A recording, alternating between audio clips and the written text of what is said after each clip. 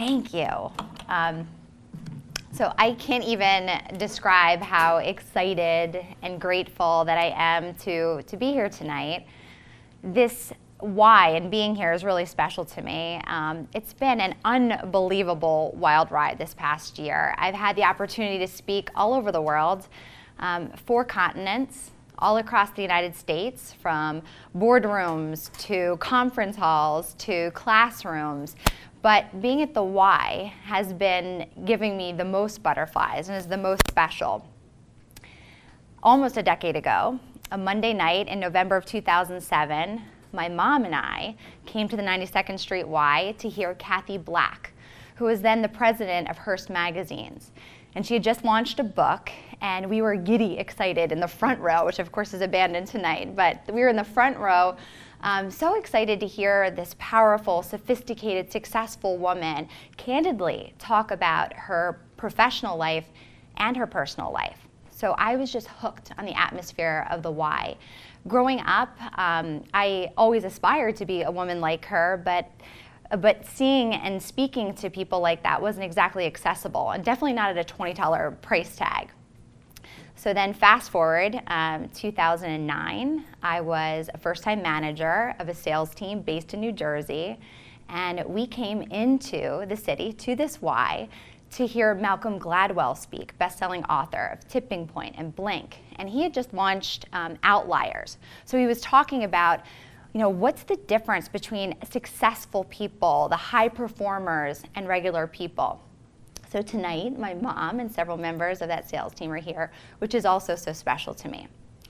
Fast forward again, and my husband Alex and I actually took our childbirth classes here at the Y. I also attended a workshop on preschool admissions before our daughter Addison was born. So most of you that know me, it doesn't surprise you, I'm a bit of a planner. So the title for tonight's talk is Achieving to Leading, but here's what it really means, and here's what I really want to share. I wanted to talk about what I see as the evolution of success.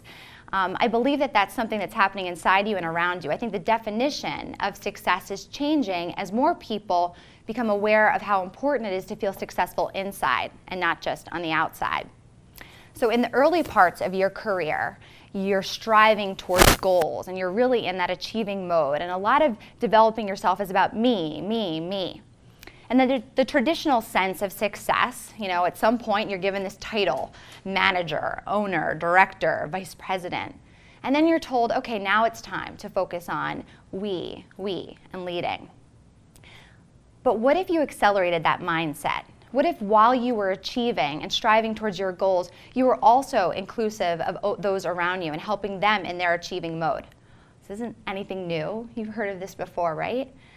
But unfortunately, most people with those traditional titles of success, manager, owner, director, vice president, they aren't focused on others. They're still in that me, achieving mindset.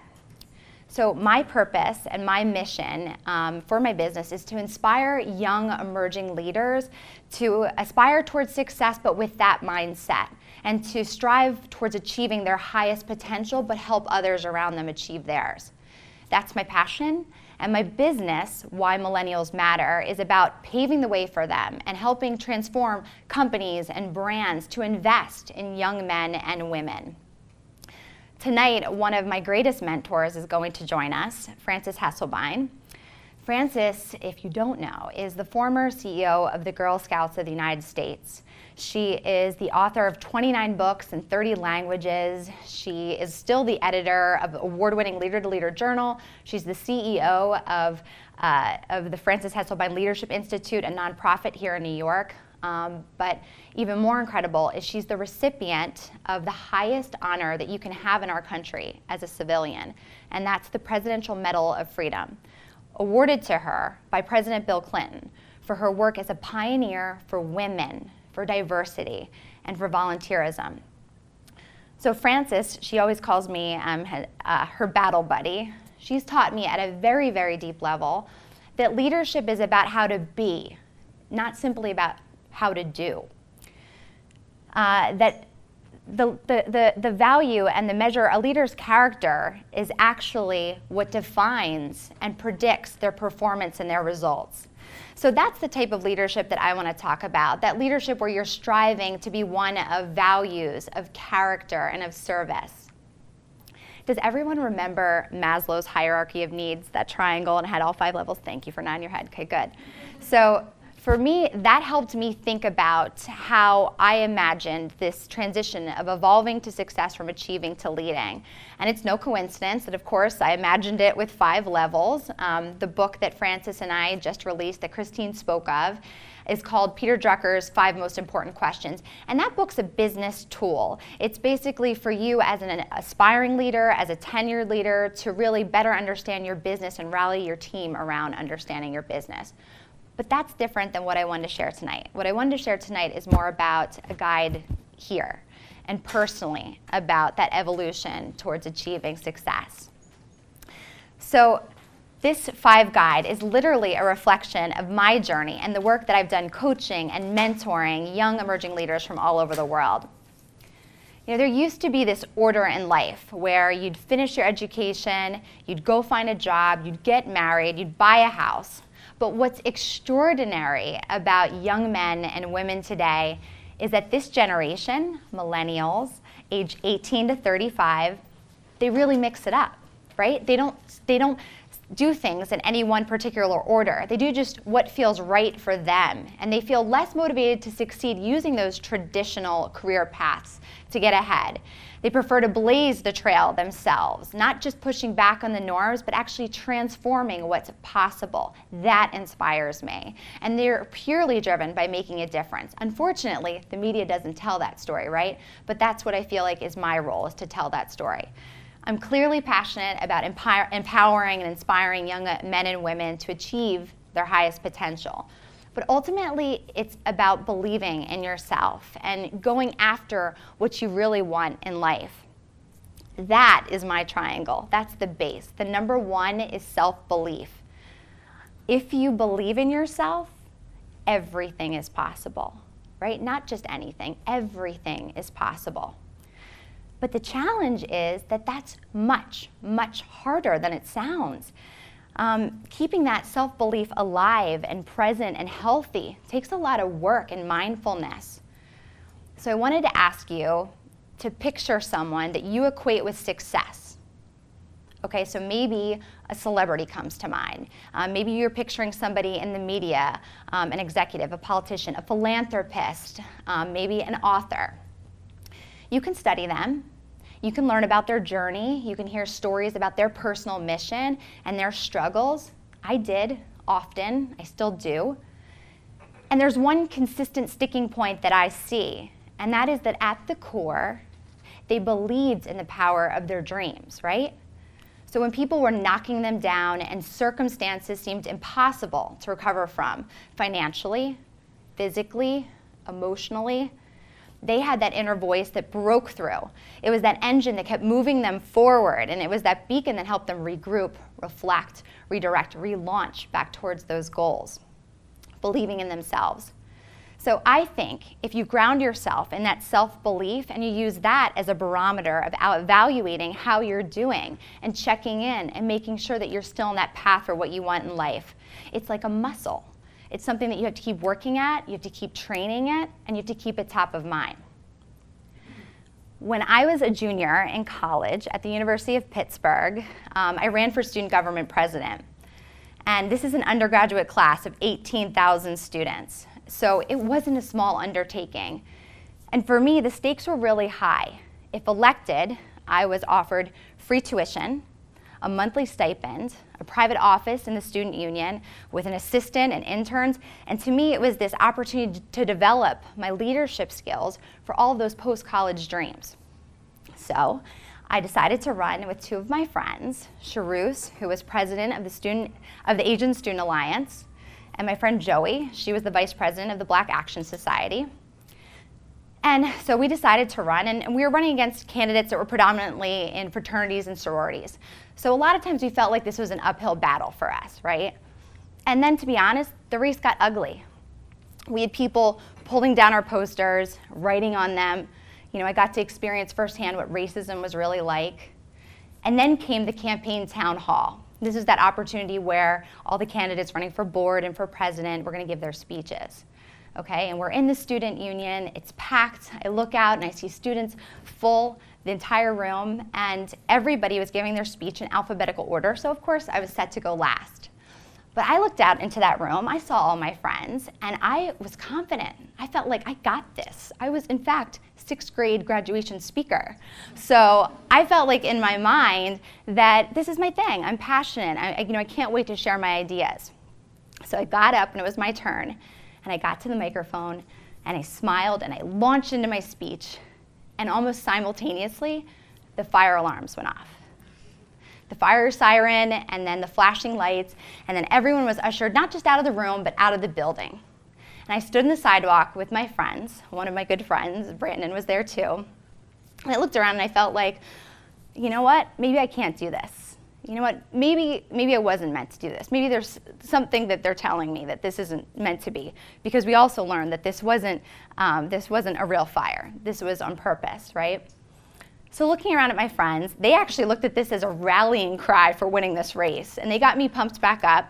We went back in, and luckily, I think the undertone made it even more packed event. So I got to the microphone, and I gave that speech like I was running for president of the United States. I spoke like I was on a mountaintop, and I looked in the face of all those pledges that I knew had done the nasty work. But I also looked out there, and I saw the faces of my friends like Brandon, and I saw the pride that they had, and I realized that they believed in me, and that reminded me that I believe in myself too. So again, that brings me to the number 2, which is that relationships matter. You need a posse. You need a group of people, a network that you can learn from, but that also have your back over time. It's absolutely true that who you know can give you power. But I believe that it's actually how well they know you that can open doors. So I talk to students and young professionals a lot about relationships and how much they matter. And I talk about the power of mentors, and I introduce the concept of sponsorship to them. I talk about this goal of building your own personal board of advisors. So the students that I know are here tonight, you have to make an effort to get to know your faculty, and you have to get to know your administration. These are people like deans, like the heads of your departments, the heads of student service offices. You also want to get to know alumni. And if you're a new graduate and you aren't a part of your alumni association, I urge you to join. This isn't about giving money. They don't expect you to have hundreds of dollars as a recent graduate. This is about building allies and meeting people that have that shared common background. It's unbelievable how close instantaneously that'll make you. So what I also share with young people is that mentors, they are those that you seek guidance from and advice. They teach you, they coach you, they help you answer those tough career questions, but they can also shed light on life as well in general. There's someone that you can trust to ask for feedback, and you've got to do that. So sponsorship is different, and that's a concept that I learned from Sylvia Hewlett, who's the founder of the Center for Talent Innovation. I knew that I always mentored a ton of people and that I had a ton of incredible mentors myself. But until I read her research and I sat down with Sylvia and Carolyn Buck-Luce last year, I didn't realize the difference between the power of sponsors and mentors. Sponsors actually provide real career traction. They position you for more money, the high-profile assignments, and promotions. They are senior leaders who ultimately are in a position to advocate on your behalf. They're willing to put their reputation on the line for you. So both of them are critical for your career, mentors and sponsors. They're good people to have in your posse, right? They're the people that you want to recruit to be on your personal board of advisors as you push towards those goals. The catch is that, and since I see a lot of women in the room, the catch is that most women, and what I found myself in, is that women have 3 times as many mentors as men, but half as many sponsors. And it makes sense when you learn that only 15% of Fortune 500 companies have women in high leadership positions, and that only 24 female CEOs are in our Fortune 500 companies. So ladies, in particular, we need sponsors. But those of you that are just embarking on your career, it's important to be aware of these differences. I'm excited to just have begun a partnership with the Center for Talent Innovation, working as a fellow and a principal with their talented research and consulting team. And our mission is to spread gender and generational smarts all over the world. But I also, when I talk about this, I get this backup question, which, okay, everyone says, all right, I know I want a mentor, I need a sponsor, but I don't know where to find them, and I don't know how to earn one. So let me start with what you need to bring to the table. There's really 4 things. The first thing is you have to have a strong personal brand, and I'll go deeper into that in a moment. Second is you've got to do the work. 80% of the responsibility of these relationships falls on you as the mentee, as the protege. Everybody's busy, but it's up to you to build this relationship and sustain this relationship. And third, you've got to be a high performer. You've got to be somebody who aspires to higher goals for yourself, no matter what they are, and they are different for everyone. But you also, fourth, and I think this is huge, you've got to demonstrate your loyalty. You know, remember, this is somebody that's going to put their brand on the line for you. You want to make sure that you're worth it and that you do the absolute same for them. So where do you find these mentors and sponsors? They are everywhere. You know, you think about coworkers, managers, colleagues, current and past, at any point in your life. As I said, when you're a student, it can be your professors, it can be those administrators, it can be upperclassmen, it could be those that just graduated. You just have to look out for them. I think in the workplace too, you know, we're so busy, we don't take the time to get to know each other, but talking to someone about their hobbies, about their passion, what they do outside of work breaks the ice, and maybe you make a connection, maybe you don't. What's the harm in that? You can also find them by attending professional and community and education events like those here at the 92nd Street Y. My friend Jen, who I saw sneak in, and I used to come here all the time when we were sales reps to go hear women who were powerful leaders speak. And sometimes, you know, we felt like we made a connection and networked with somebody. Sometimes we didn't. But I think it's that opportunity to put yourself out there and try to connect with others. So the other important thing I think to experiment with is what I call studying the stars. This is looking at people who you admire and kind of studying their path. You can do this on LinkedIn. You know, you can easily put in all the different words of skills or companies or experiences that you're interested in and you admire, and then you get a list of people that you may have never been exposed to before. And what I constantly tell everyone is stop being so worried about who sees you looking at their profile on LinkedIn. Who cares? It's always flattering on the other end, and you want to read what they have to say, right? The other thing is so many young people tell me that they're nervous to send a note or a letter or an email to someone they admire. Just do it. I mean, just tell them that you admire them, that they inspired you, and be succinct and leave it at that. Most times, they're going to respond. Okay? And I also feel like I always have to remind everyone that sometimes we exchange business cards and we think this person's extraordinary, and then life gets in the way and we forget and we don't follow up, and a year goes by and you're cleaning out that drawer by your bed and you find the business card. Call them, send them a note. If they don't answer, they don't answer. But I think it's always worth reaching out. So the other thing that's really important is that 80% of jobs that are available out there are not publicly posted. I read that statistic and I had never thought about it, and I looked back at my career path, 13 years in the pharmaceutical industry, and other than my very first job out of college, every single one of those jobs actually was through word of mouth or a relationship. That's crazy. So that just tells you more than ever, you've got to know people on the inside. You've got to build those connections. So first in my cool triangle is self-belief, then the power of relationships, and then third is it's all about developing it. There is no better investment with higher returns than investing in yourself, right? No better investment than investing in yourself. So I mentioned that to find a mentor and to earn a sponsor, you have to have this powerful brand. Well, to get that brand, you've got to invest in your own personal development. And what I enjoy about our work with Why Millennials Matter is that, yeah, we're working with companies to develop tools and training and resources to invest back in you. But this is the biggest mistake. If you rely solely and put the responsibility of your own development on your company or on your managers. We want them to open doors and we want them to give you a platform, but it's all on you. This is where a lot of college students and recent grads tend to become really disappointed and go wrong. Our two youngest generations, Gen Y, aka Millennials, Gen Z, aka Centennials, have had quite a different experience in education growing up, right? It's digital, it's interactive, it's user-friendly.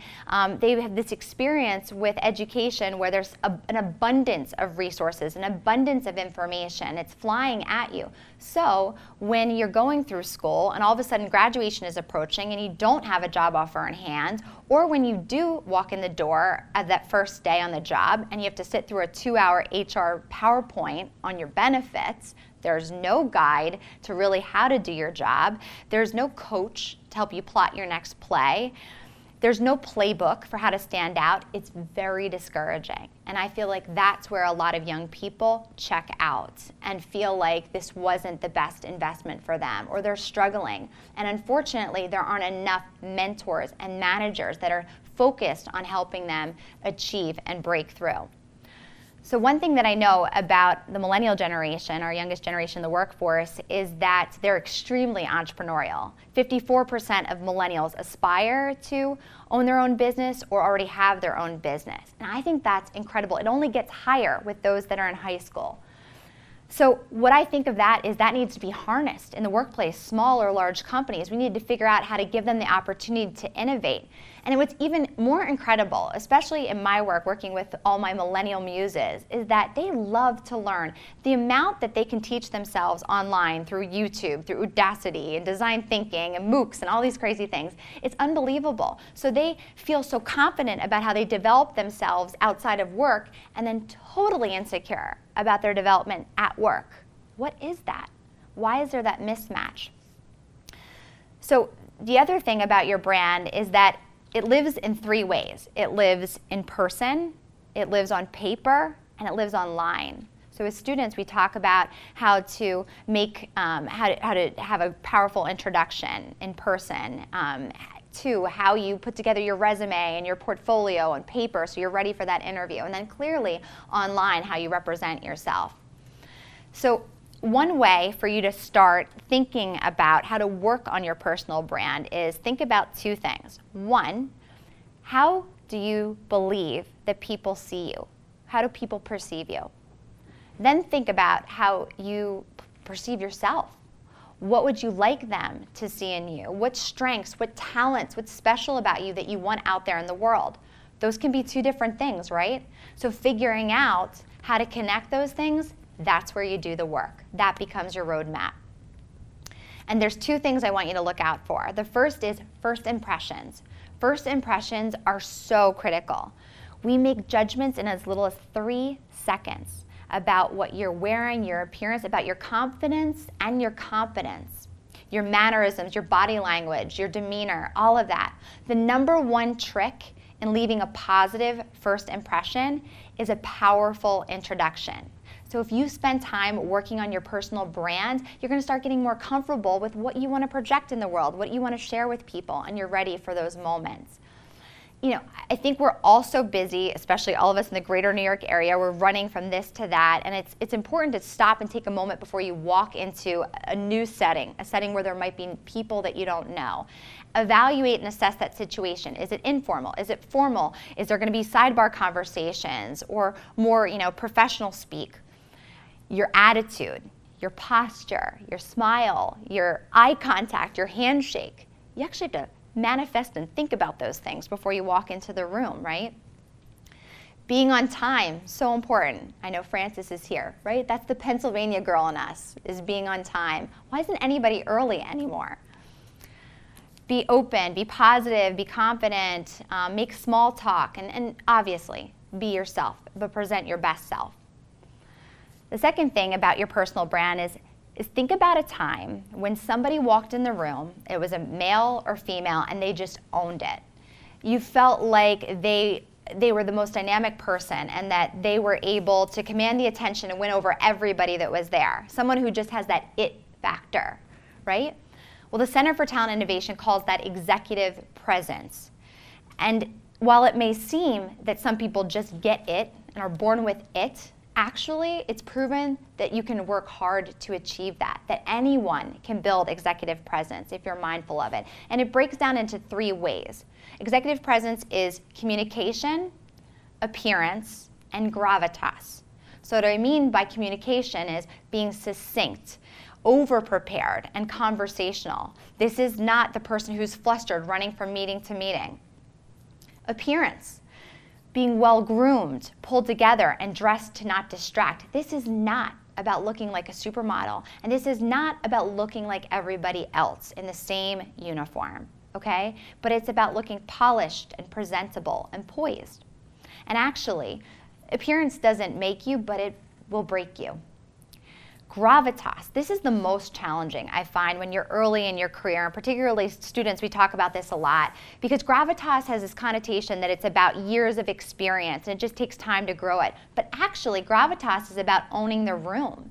It's about showing grace under fire in those moments that make us most nervous and most full of anxiety, that we're calm and we exude that confidence. So gravitas and that confidence in your own abilities and your own knowledge is by far the most important of the 3 that I mentioned. But they all overlap with each other. So if you show up and you're disheveled, but you sound great, your gravitas takes a hit from that, right? So if you start honing these skills, this is why mentors are important. Because mentors, you can ask for feedback. How am I doing in these areas? And we have to be comfortable to ask others to tell us honestly what we're doing right and what we're doing wrong. So to recap, I've talked about self-belief, I've talked about relationships, and then I talked about developing it. So the 4th is hustle. I love the word hustle. I equate that with hard work, with persistence, perseverance, pushing yourself to the limits, and continuing to push forward even when the going gets tough.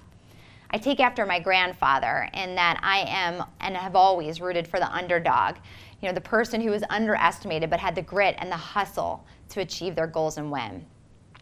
Do you know that there is a difference between really hustling and really working hard? Because a lot of people are capable of working hard. The power behind hustle is that you're working towards a goal that really means something to you.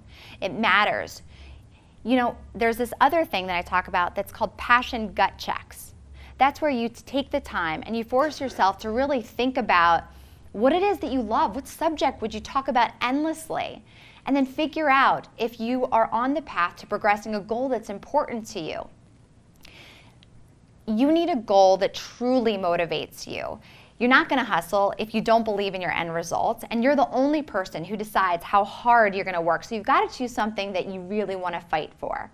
And if you I know this firsthand, if you put positive energy out there, then you're going to attract people who are going to help you reach those goals. When they see you actively working to achieve those goals, all of a sudden, they're willing to lend a hand, tackle a problem with you, or point you to another ally. In this way, hustling actually helps you build the network you need to succeed. And let me talk a little bit more about getting clear on your goals. I was recently in Oakland, California at this place called Athena Studios with Marshall Goldsmith. Marshall is a best-selling author and a top thinker, and we were talking about reality TV. And we were talking about keeping up with the Kardashians and the rich kids of Instagram and this grandiose lifestyle that's in everybody's face. And I was sharing about some of the sidebar stories and conversations I have with students across the country where when every move we make, and we all do it, is dictated or proclaimed and declared out on social media, it's really easy to feel overwhelmed by all of it and then underwhelmed by our own personal accomplishments. So while you're in that hustle mode, it's really important to watch out for social burnout. It's so detrimental to your career and to your personal life. It leaves you feeling like you lack fulfillment and that you've wasted time. So you have to have a strategy to deflect that, to get away from that negative side of the media. There's a lot of positives, but all that hyper competitiveness can really give you delusions about what you've truly accomplished. So what I say is this: when you're having those moments, you have to look for a theme when you're feeling overwhelmed and underwhelmed. what's actually getting you fired up? What is actually bothering you so much? You know, we all are guilty of like looking at things and saying, oh my gosh, how did that person get that job where? How did they get that car, that house? How did they have the time and the money to go on so many vacations? So what's nagging at you? If you really listen to that, I think you start to tune in onto actually what you really want, and then you can face the reality of what your dreams actually are. And I think that reality check, that passion gut check, puts you on the road to say, you know what, this is the thing I need to be working on next. So getting clear on your goals and declaring them to the universe, all of that, I think it's so important, and then you work backwards and figure out how to get there. Nelson Mandela said that there is no passion to be found in playing small, in settling for a life that's less than you are capable of living. So I read that quote 3 times, scribbled on the back of my Holsti Manifesto notebook, right before I walked off a plane in Cape Town, South Africa last August, Nelson Mandela's country. And I was about to embark on this roadshow sponsored by Cosmopolitan magazine. This was literally bucket list for me moment. And I had this wardrobe styled by Dana Spitz, who was the global shopping editor of Marie Claire. I was so excited about this moment. And this moment came about because I walked through a door that was open for me. Earlier that year, Hearst had invited me to speak in Argentina for their global conference for all Cosmopolitan publishers and editors. And in the audience was Julia Raffaelli, who was the CEO of a South African company, Associated Media Publishing, that owned South Africa's version of Cosmopolitan.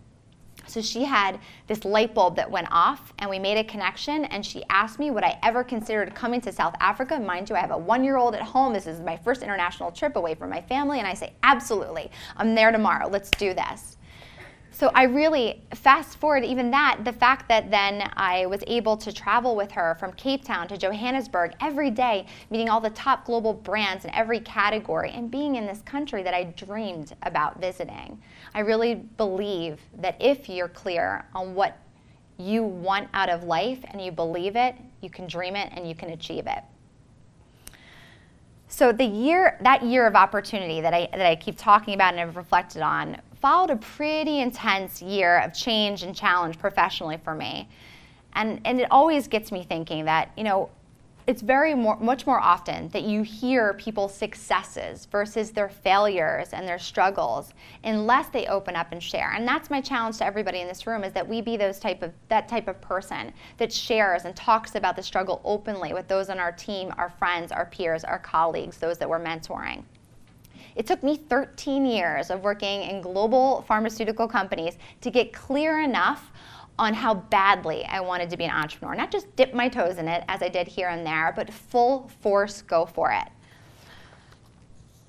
So that's why I want all of you, though, to accelerate your mindset around achieving and leading and get there earlier and pursue your goals, doing it together, inclusively, all at once.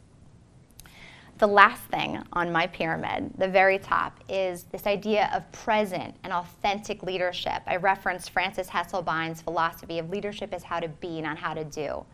You know, we spend more than 1/3 of our life at work. They say that it's estimated that 90,000 hours in our lifetime we spend working, and that's just for people that work 40 hours a week. I don't know those people. I think all of us work double that. So we spend so much time at work, and I think that sometimes we don't realize is that how we behave at work and what's happening at work actually impacts home more than the opposite way. So how we behave, how we treat people, what we experience, what we feel, that totally affects everything at home. Even if you think that those two things are separate and you're getting more gratification out of one or the other, they're absolutely closely tight-knit together. So if you have a positive moment or a negative moment at work, that leaves you either feeling full at home or shattered at home. So as a manager, the best days I've ever had were those where I really felt like I connected with my team or a specific individual. I talked about my first team when I was a young manager and how absolutely influential they were in my life. They were predominantly millennials, but several were also older and more experienced than me. So those that were younger, I thought, great, I got this. Again, I know exactly what to share with them. I'm gonna, help them see this world that I've experienced, but what ended up happening is I learned so much more from them, from the younger employees on my team. So much so that when I left that first company, I took Elena with me and said, please come follow me. And Melissa too. The very first day I met her, it was like an aha, this moment of saying, like, here's somebody that will walk through a wall. They want to work so hard. And how could anybody else not want to invest their time in young talent like that?